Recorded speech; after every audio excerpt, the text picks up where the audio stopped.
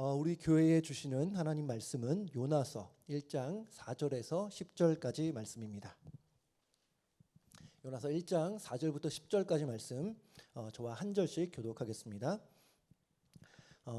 여호와께서 큰 바람을 바다 위에 내리심에 바다 가운데에 큰 폭풍이 일어나 배가 거의 깨지게 된지라. 사공들이 두려워하여 각각 자기의 신을 부르고 또 배를 가볍게 하려고 그 가운데 물건들을 바다에 던지니라. 그러나 요나는 배 밑층에 내려가서 누워 깊이 잠이 든지라. 선장이 그에게 가서 이르되 자는 자여 어찌함이냐 일어나서 내 하나님께 구하라. 혹시 하나님이 우리를 생각하사 망하지 아니하게 하시리라 하니라.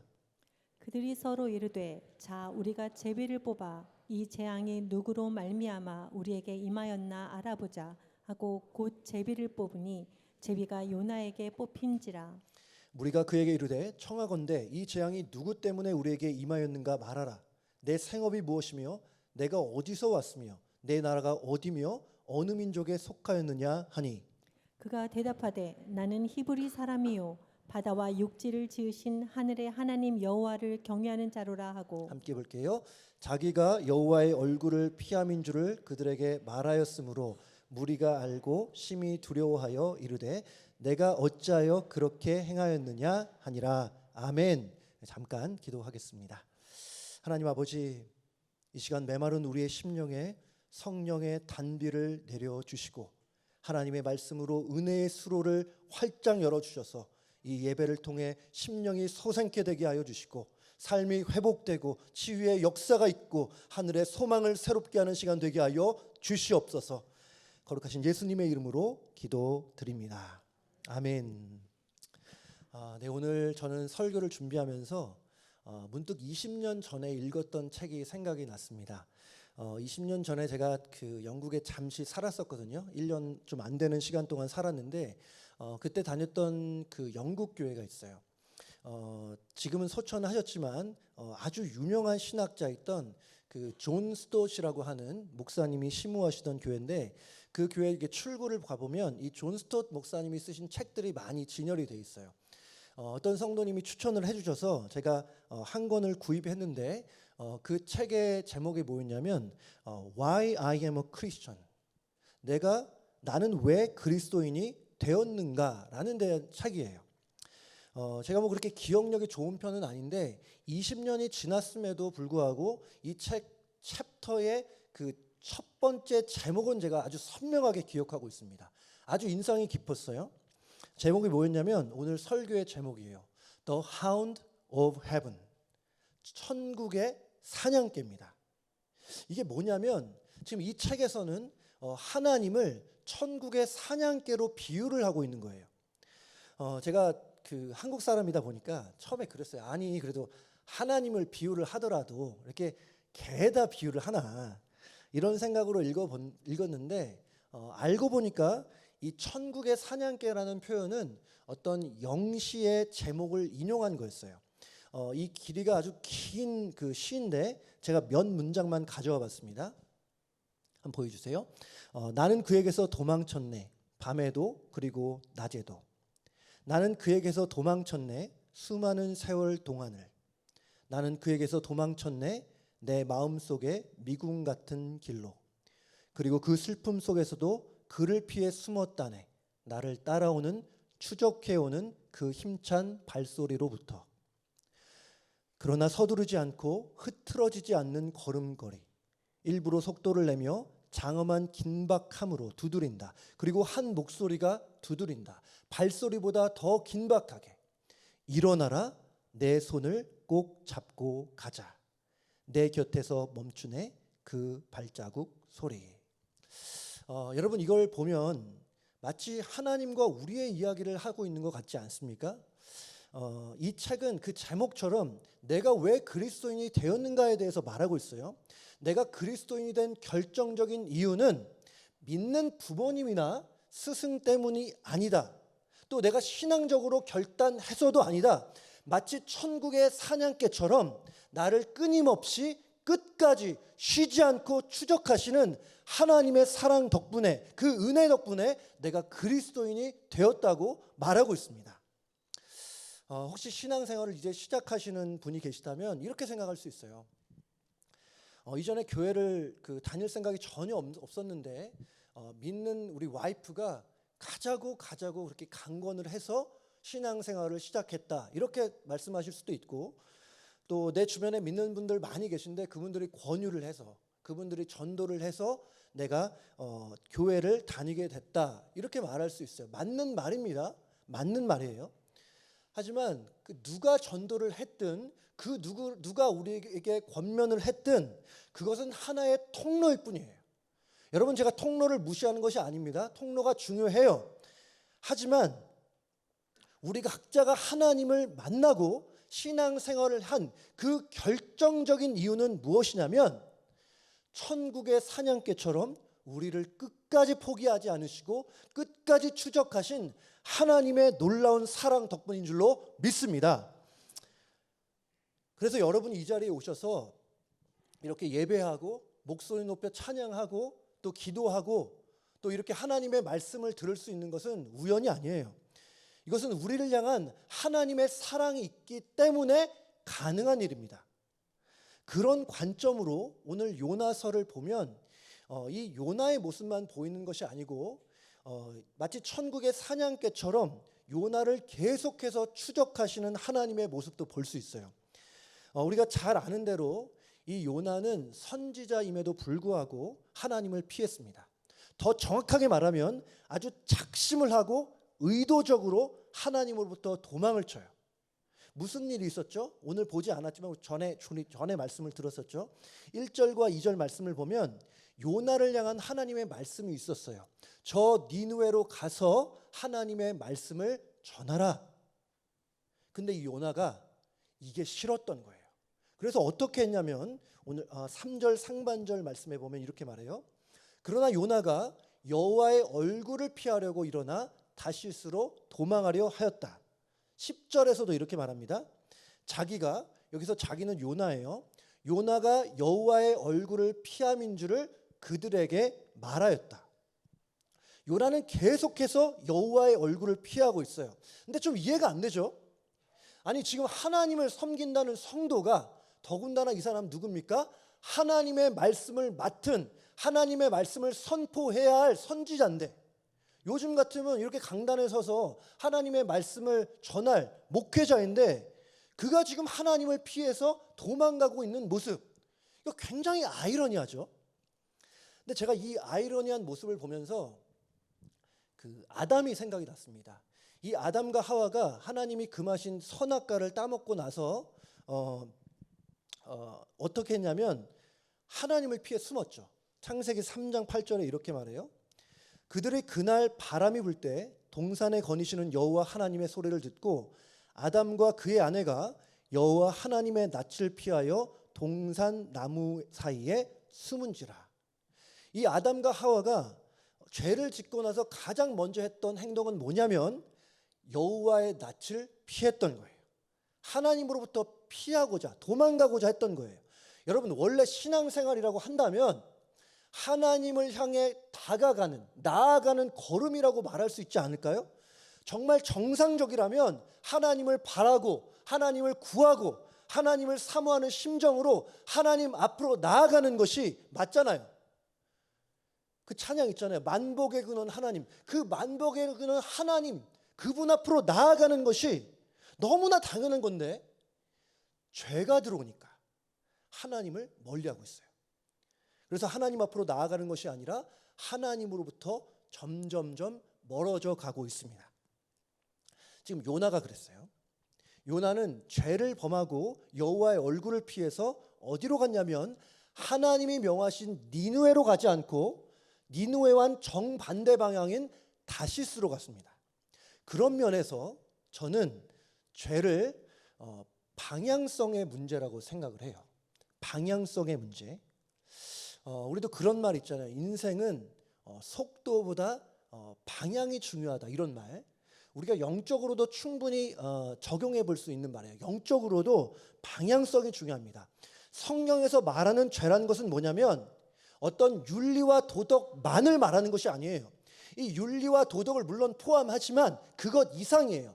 죄는 방향성입니다. 성경이 이렇게 말하고 있어요. 성경은 우리가 하나님을 향한 방향성을 갖고 말하고 행동하고 살아가는 것을 거룩이다 이렇게 말하고 있고, 반대로 하나님으로부터 벗어나서 하나님과는 반대 방향으로, 하나님의 말씀과는 정반대 방향으로 가는 것을 성경은 뭐라고 하냐면 죄다 이렇게 말하고 있어요.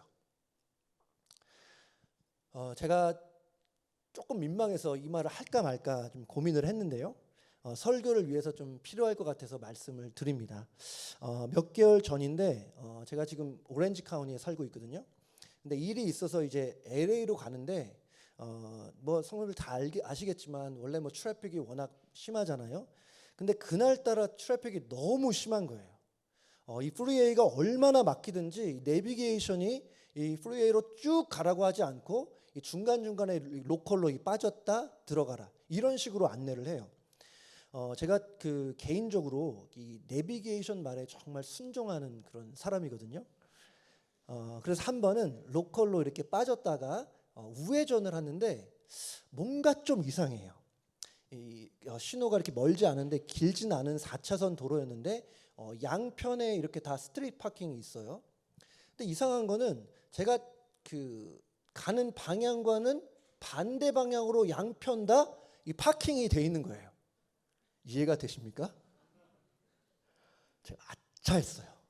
내가 역주행을 하고 있구나. 이쪽이 원웨이인데 제가 이쪽으로 가고 있던 거예요. 혹시 역주행을 해본 분 계십니까? 제가 누가 손 드시는데 제가 손 들라고 말씀을 여쭈진 않을게요. 전 처음이었거든요. 순간적으로 내가 어떻게 역주행을 하지?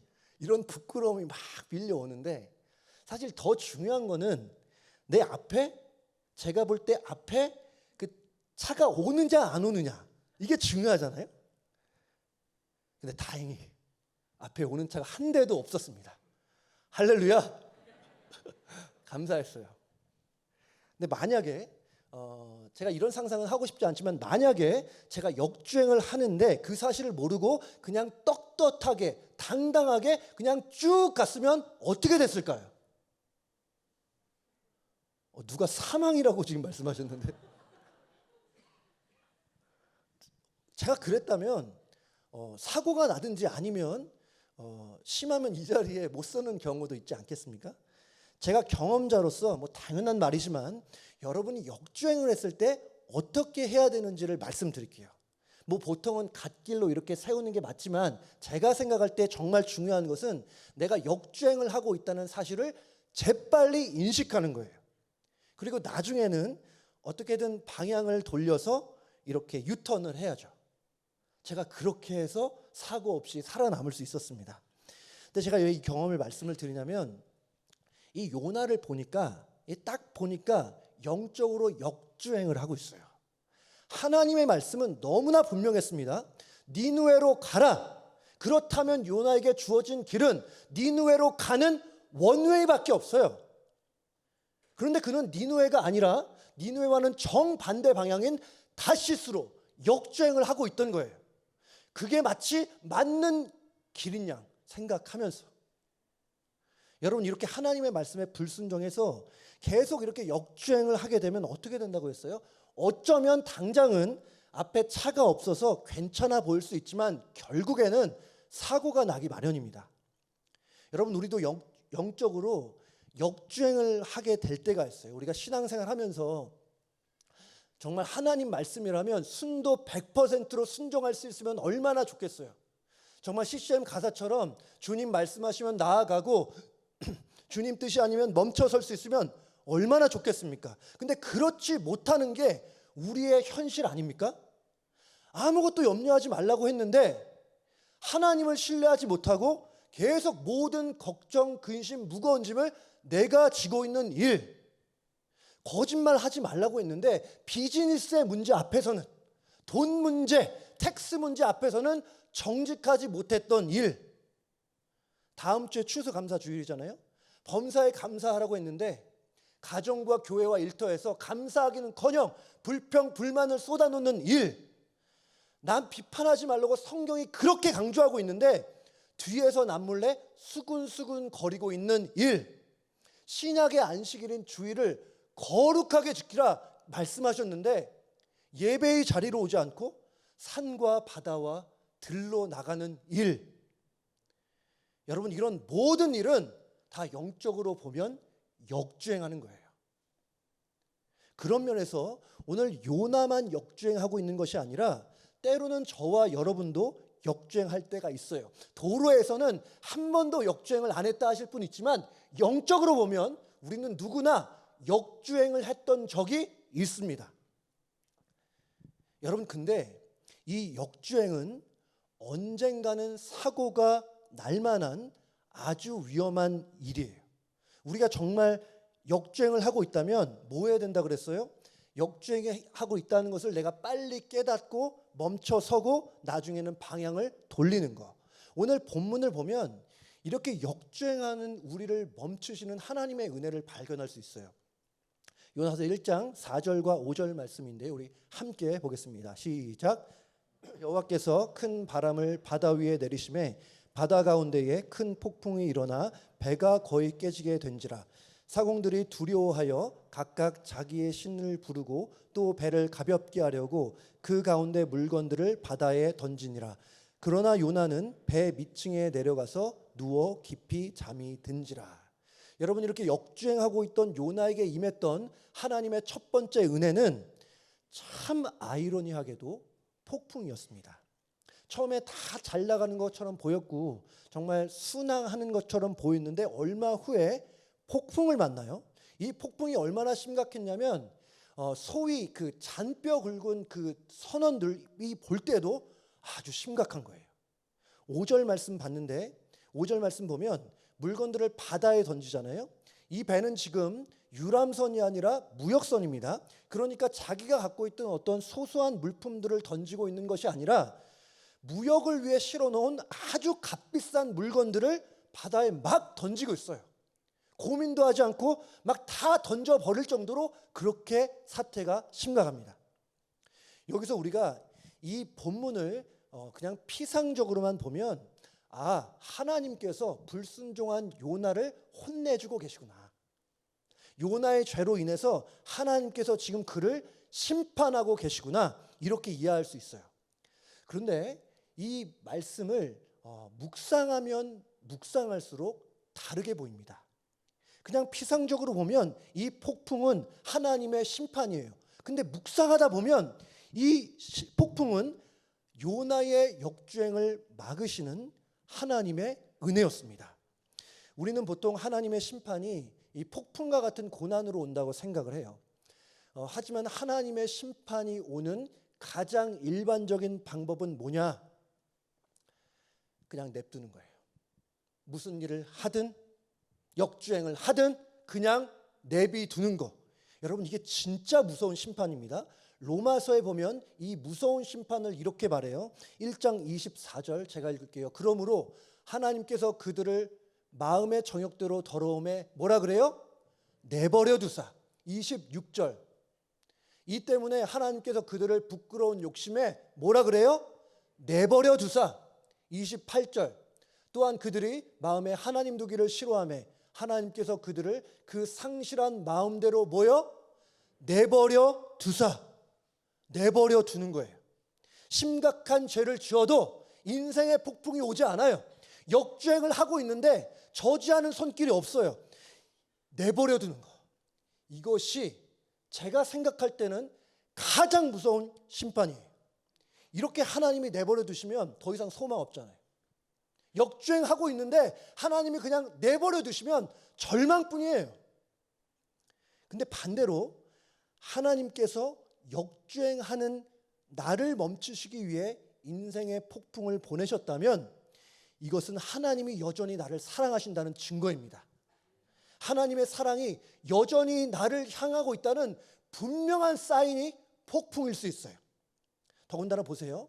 이 폭풍은 지금 요나를 망하게 하기 위한 폭풍이 아니었습니다. 4절 하반절에 보면 이 풍랑이 일어나서 어떻게 됐냐면 배가 거의 깨지게 됐어요.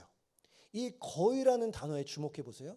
이 거의라는 단어는 생과 사를 구분짓는 중요한 단어입니다. 만약에 배가 거의 깨지지 않고 완전히 깨졌다면 어떻게 됐을까요? 요나를 포함해서 모든 사람들은 생명을 잃었을 거예요. 하지만 하나님은 배를 거의 깨지게 해서 역주행하는 요나를 멈추게 하셨습니다. 그리고 나중에는이지만 결국에는 유턴하게 하셔서 니누에로 정주행을 하게 만들어 주세요. 여러분 실제로 이렇게 폭풍, 인생의 폭풍을 만나면서 세상을 향한 우리의 역주행을 멈추셨던 일, 그래서 하나님을 만나게 됐던 일 아마 많이 있으실 거예요. 제가 알기로 많은 성도님들이 그래요. 이전에는 아니 뭐 교회 나가냐고, 약해 빠진 그 사람들이 위로받으러 그냥 교회 가는 거 아니냐고 그렇게 생각했는데, 내 건강을 잃으면서 가정에 심각한 문제가 생기면서 교회에 나오게 되는 경우가 있고, 또 사람에 대한 신뢰가 깨지게 되는 과정 속에 하나님을 찾게 되는 경우도 있고, 한국에서는 뭐 교회든 뭐 하나님이든 신경조차 쓰지 않았는데 이민 와서 고생을 하면서 교회 문턱을 밟게 되는 경우 아마 많이 있을 거예요. 이전에 한국과학기술처 장관을 2번이나 지내셨던 이 정근모 박사라는 분이 계십니다. 이분은 그야말로 수석 인생을 살았어요. 항상 1등. 이 정근모 박사님은 한국에 있는 명문 그 경기 중학교를 수석으로 입학하고, 경기 고등학교도 수석으로 입학하고, 고등학교 4개월 만에 월반해서 서울대학교를 차석으로 입학했습니다. 이후에 미국으로 유학을 오셔서 미시간 주립대학교에서 23살의 나이에 박사학위를 받아요. 당시의 한국 최연소 박사 기록이었습니다. 이후에 플로리다 대학교 조교수를 했고요. MIT 연구교수, 뉴욕 공과대학 그 폴리텍 있잖아요. 부교수, 나중에는 한국으로 돌아가서는 한국과학기술원, 여러분 많이 들어보셨을 카이스트를 설립하는데 주도적인 역할을 하신 분입니다. 그야말로 성공 가도를 달리고 있던 분이에요. 그러던 그에게 어느 날 인생의 폭풍이 찾아왔습니다. 사랑하는 아들이 신부전증으로 투병을 하게 된 거예요. 키드니에 문제가 생긴 거죠. 그리고 그는 고통스러워하는 아들 앞에서 정말 내가 할 수 있는 게 아무도 없구나, 그 많은 지식으로도 우리 아들을 도와줄 수 없구나라는 처절한 현실을 맞닥뜨리게 됐어요. 세상에서는 그야말로 승승장구하던 인생이었지만 인생의 폭풍을 만나면서 비로소 내가 연약한 존재라는 사실을 깨닫게 됐고, 그러면서 그에게 신앙의 세계가 열리게 됩니다. 결국 그는 자기 아들에게 신장을 떼어주는 과정 속에서 하나님을 만나게 됐어요. 자신의 독생자를 우리를 위해 십자가에 내어주신 하나님의 그 위대한 사랑을 발견하게 됩니다. 그가 훗날에 책을 썼는데 제목이 이래요. 나는 위대한 과학자보다 신실한 크리스천이 되고 싶다. 이 책에서 이분이 이렇게 말해요. 아들의 질병으로 인한 애통함이 없었다면 내가 하나님 앞으로 나오는 일은 아마도 없었을 것입니다. 오늘 말씀의 비유를 빗대자면 인생의 폭풍을 만나지 않았다면 하나님 앞으로 나오는 일도 결코 없었을 거라는 고백이죠. 여러분, 우리도 이렇게 살다 보면 크고 작은 폭풍을 만납니다. 근데 우리의 영적인 눈을 활짝 열어서 그 폭풍을 보면 때로는 그 폭풍이 변장하고 찾아온 축복처럼 보일 때가 있어요. 변장하고 찾아온 축복. 물론 폭풍이 왔을 때 좋아할 사람 아무도 없어요. 저도 싫어요. 누가 인생에 폭풍이 왔는데, 고난이 왔는데 좋아라 하겠습니까? 폭풍 자체는 힘든 거예요. 맞아요. 또한 이 폭풍이 나를 향한 하나님의 사랑이자 축복이었다는 사실을 깨닫게 되는 것은 많은 시간이 걸릴 수 있습니다. 정말 이 폭풍을 볼 때에 이 폭풍을 하나님의 은혜였다고, 하나님의 은혜로 읽을 수 있기까지는 정말 많은 세월이 필요할 수 있어요. 오늘 요나가 이 풍랑을 만나면서 나 이러다 죽는 거 아닌가? 이런 생각했을 거예요. 하지만 오랜 시간이 흐른 후에 그가 이 과거의 이 사건을 회상하면서 그가 분명히 이렇게 이랬을 겁니다. 이 폭풍이야말로 역주행하는 나를 멈춰 세웠던 하나님의 은혜였습니다.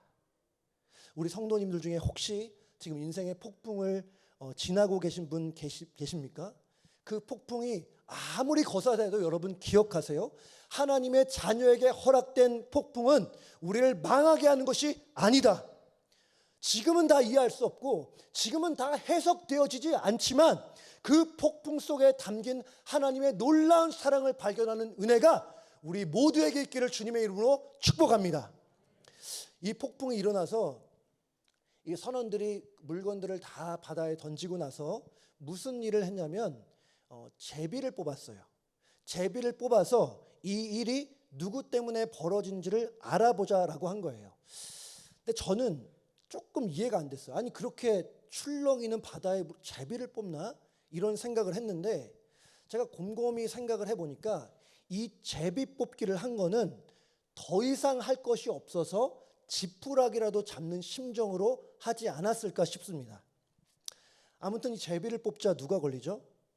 하마터면 누가 걸려요? 요나가 걸립니다.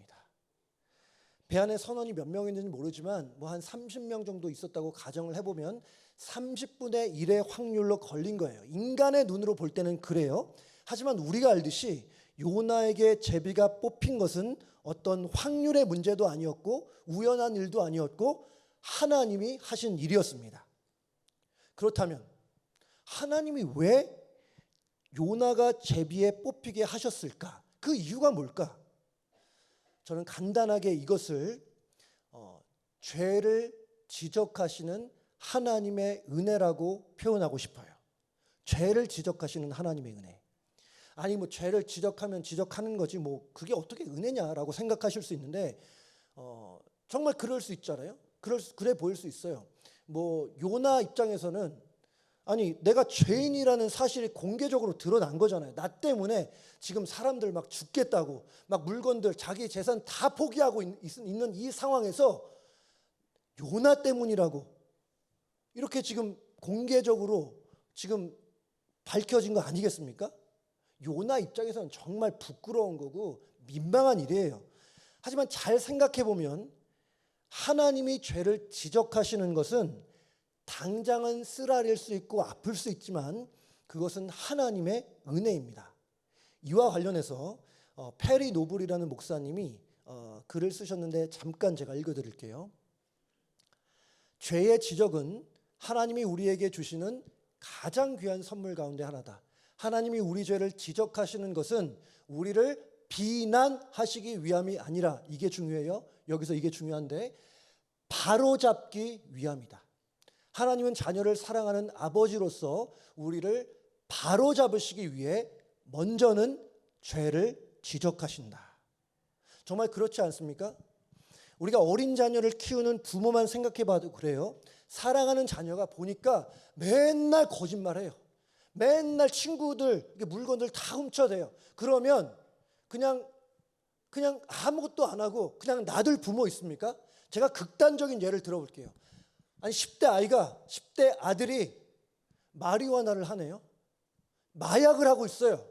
그러면 아예 그냥 냅두라고 그냥 상관하지 말고 그렇게 죄를 지적하지 않을 부모 있습니까? 정상적인 부모라면 죄를 지적할 거예요. 왜요? 사랑하니까. 여러분 지적하는 것은 사랑하지 않아서가 아니라 사랑하기 때문에 지적하는 겁니다. 아이를 바로 잡아야 되니까 그렇게 계속 나가면 망하니까 잘못을 잘못으로 지적을 해야 되는 거예요. 근데 하나님도 그러시다는 거죠. 우리가 영적으로 역주행을 하고 있다면 너 지금 역주행하고 있어. 너 지금 잘못하고 있어. 너 지금 그렇게 살면 안 돼. 그렇게 하나님이 말씀해 주시는 것이 하나님의 사랑입니다. 만약에 하나님이 요즘에 나의 죄를 지적하고 계시다면 그래서 우리 안에 죄에 대한 찔림이 있다면 당장은 아플 수 있고 부끄러울 수 있지만 여러분 기억하세요. 그것은 나를 비난하고 정죄하기 위함이 아니라 나를 바로잡기 위한 하나님의 사랑이라는 겁니다. 저는 여러분의 마음속에서 하나님이 죄를 지적하신다면, 죄에 대한 찔림이 있다면 그것을 나의 역주행을 막으시는 하나님의 사랑으로 믿으시기를 바랍니다. 아멘. 여러분, 이것뿐 아니라 요나의 역주행을 막으시는 하나님의 또 다른 은혜가 있었어요. 시간을 약간 거슬러 올라가서 거센 폭풍이 일어났을 때 선지자 요나는 뭘 하고 있었을까요? 오늘 본문을 보면 깊은 잠에 빠져 있어요. 근데 그 자고 있는 요나를 깨우는 과정에서 선장이 뭐라고 하냐면 오늘 6절에 이렇게 말합니다. 우리 같이 볼게요. 시작. 선장이 그에게 가서 이르되 자는 자여 어찌함이냐, 일어나서 내 하나님께 구하라.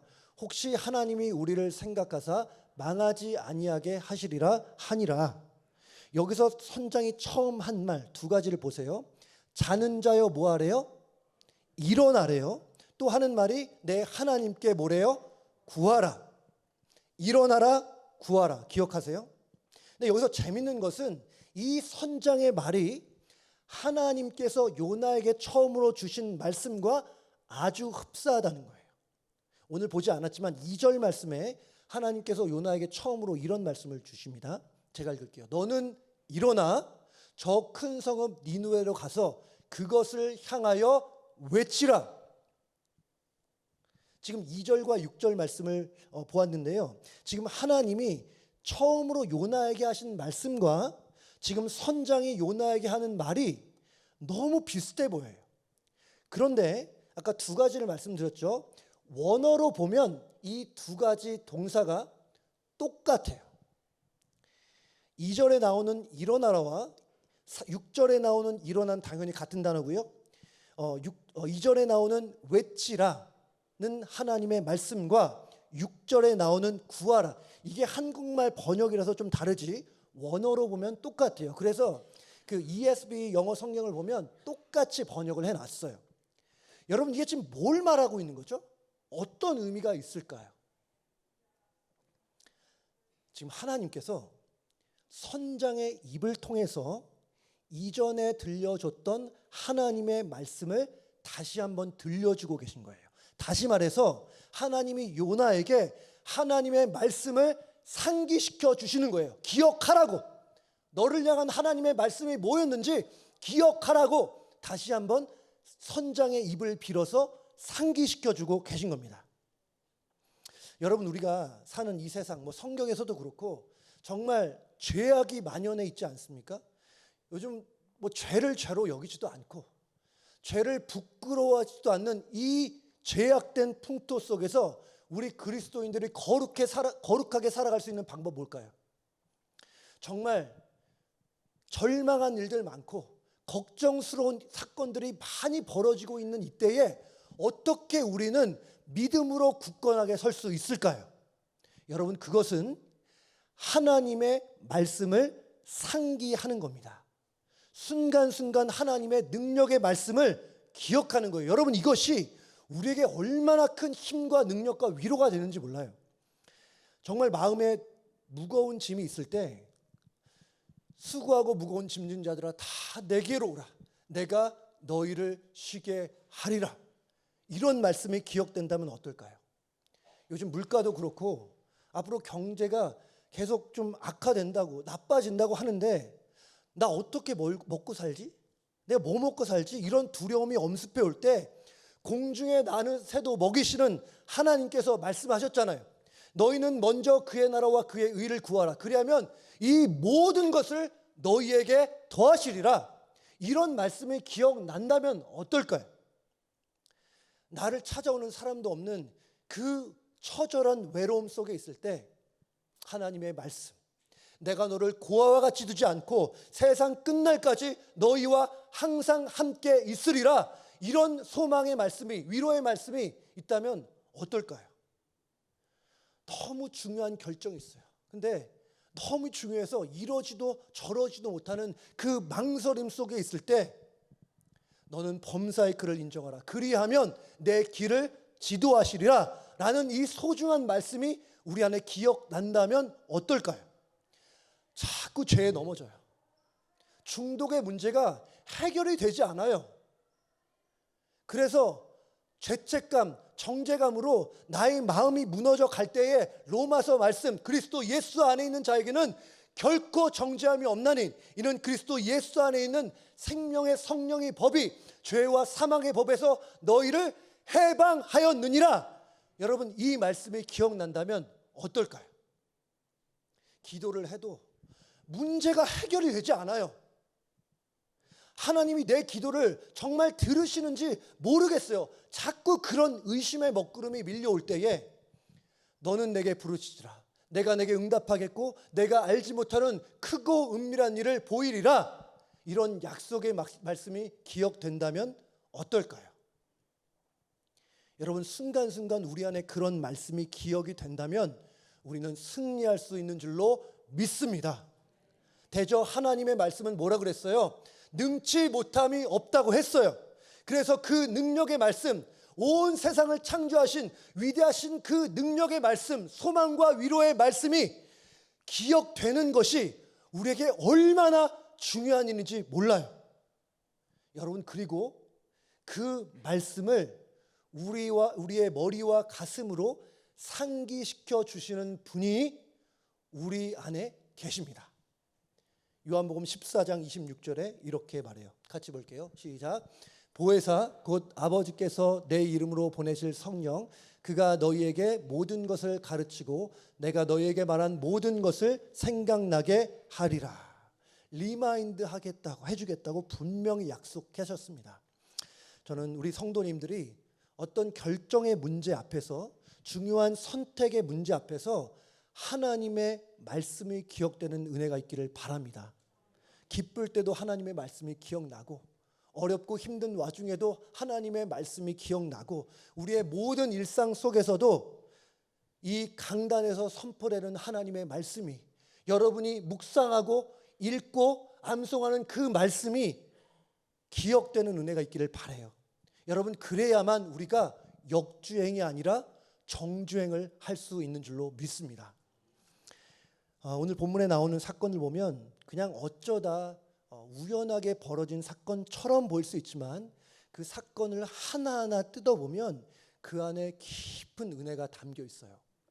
먼저는 폭풍으로 역주행을 멈추시게 하는 하나님의 은혜가 있고, 두 번째, 방향을 바로잡기 위해 잘못을 지적하시는 하나님의 사랑이 있고, 마지막으로 하나님을 향하여 정주행할 수 있도록 말씀을 상기시켜 주시는 하나님의 자비가 있습니다.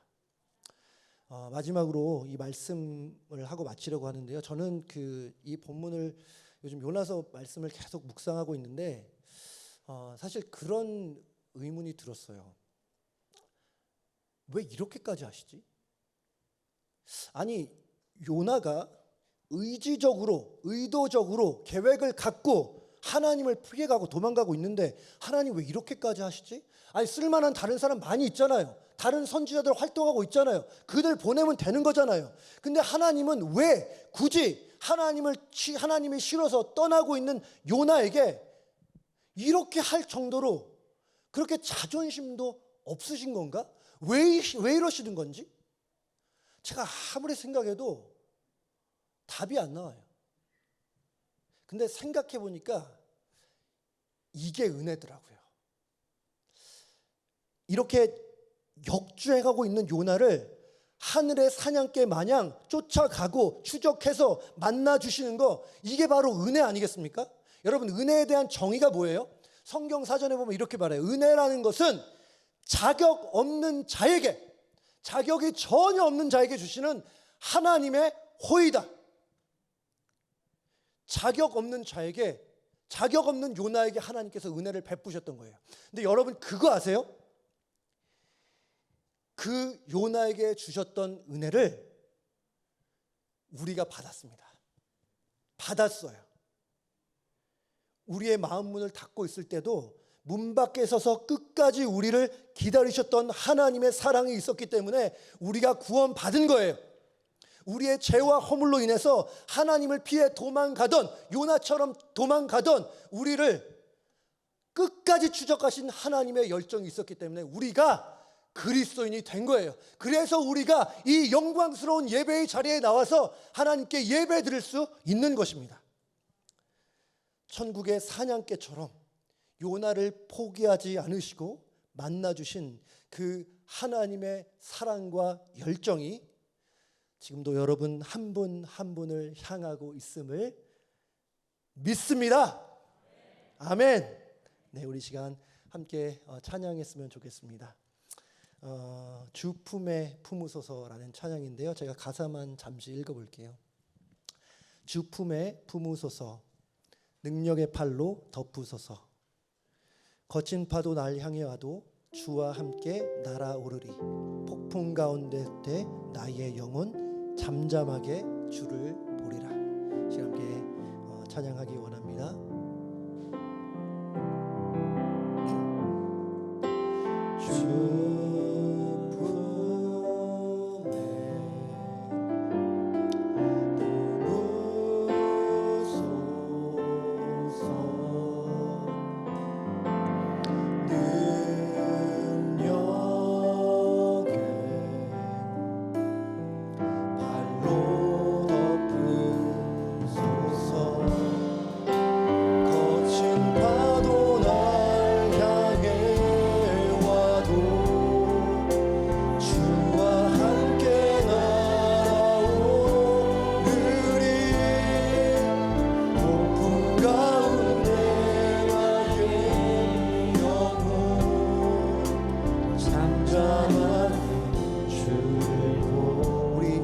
고백하겠습니다. 주님 안에, 주님 안에 나 거하리.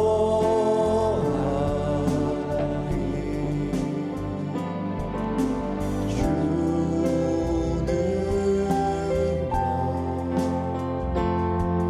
나를 찾아내.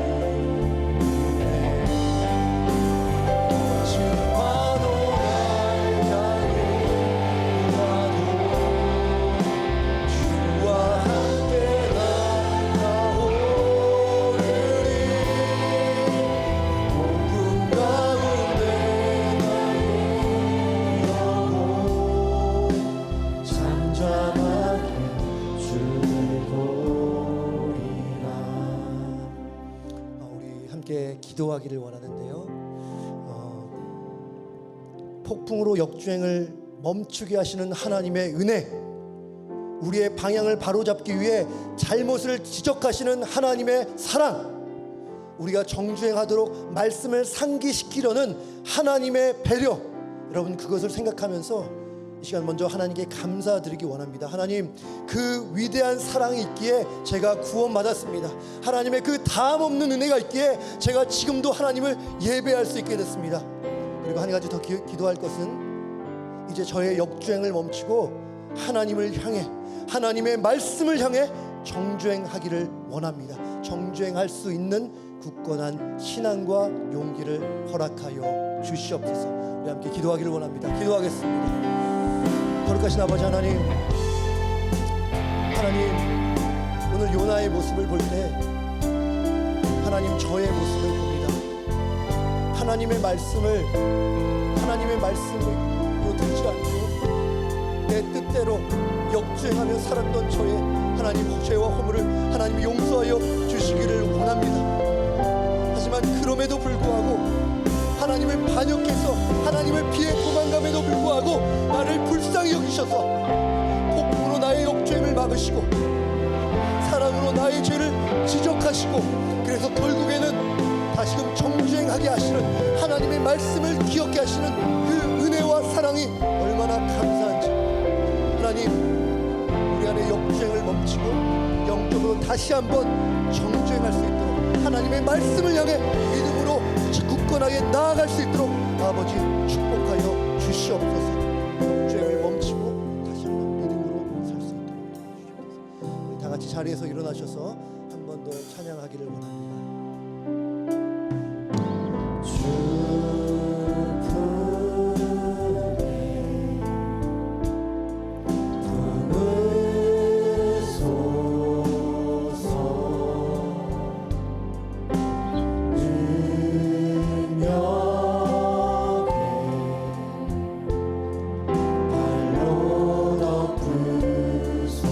거친 파도 거친 파도 날 향해 와도 주와 함께 날아오르리 폭풍 가운데 나의 영혼 잠잠하게 주를 보고 기절하겠습니다. 주님 안에 나 주님 안에 나 거하리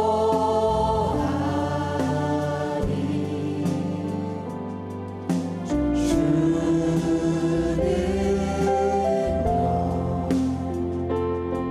나 잠잠히 거친 파도 날 향해 와도 주와 함께 날아오르리 폭풍 가운데 나의 영혼 잠잠하리 우리 한 번 더 고백하기를 원합니다. 거친 파도 날 향해 와도 거친 파도 날 향해 와도 주와 함께 날아오르리 폭풍 가운데 나의 영혼 잠잠하게 주를 보리라. 기도하겠습니다. 모든 은혜의 하나님, 우리의 죄와 허물로 인해 역주행하고 있던 우리에게 한없는 은혜 베풀어 주셔서 감사합니다. 요나의 역주행을 멈추셨던 하나님의 은혜를 우리에게도 부어 주셔서 감사합니다.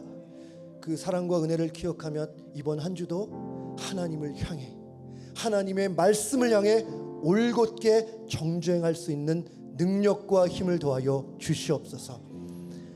하나님, 오늘도 빈손으로 나오지 않고 하나님께 우리의 소유를 올려드림으로 천국의 사냥개처럼 사랑으로 우리를 끝까지 추적하시는 하나님께 우리의 사랑을 고백드립니다.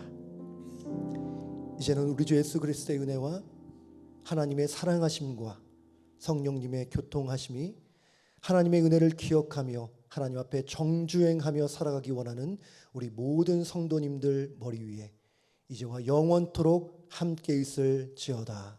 아멘.